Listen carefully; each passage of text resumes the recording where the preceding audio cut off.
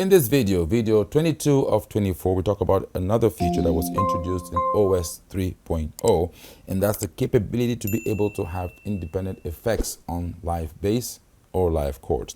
If I go in here to this, let's see, I go into view and modeling. Okay, when I go to bass, you will notice that if I now touch the effects button over here, I do have bass and chord effects at the bottom, right?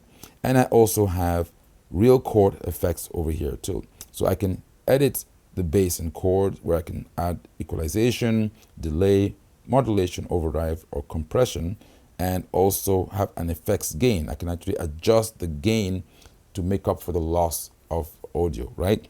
So I can do that for the bass, and I can also do that for the live chord as well too. So I can have different effects on the bass and different effects on the chord. Remember, you also have different effects on the live drum. So if I pick a style that has a live drum component, for an example, and I go in here to view modeling and I go into that drum here, I can actually go in to the effects and actually have a different effect running on that drum as well too. Or the MIDI drums, if I come down to the MIDI drum here, which is the acoustic drum set. Now remember, these are all within the arranger engine, right? You can also, of course, make use of the global DSP, which we have over here, digital signal processor or digital sound processor, right? If I go into the DSP, I have global effects for different parameters, like my right hand, the different chorus, voice 1, voice 2, the global MIDI equalizer as well too. And again, for all of those, I can do insert gains, or I can actually edit them, and I can adjust the levels, and I can save that.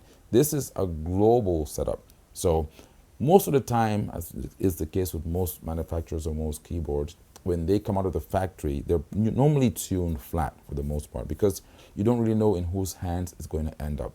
So here at Ajam Sonic, we try to make them sound even more punchier and more live. And so if you want to have a view as to some of our setups, just let me know, send me an email, and I will send you some of our customization setups here that we use to, of course, make this instrument sound live for those of you who are going to use it on the stage, right? Or let's say at a place of worship, like in a church, for an example. It's optimized for those particular parameters.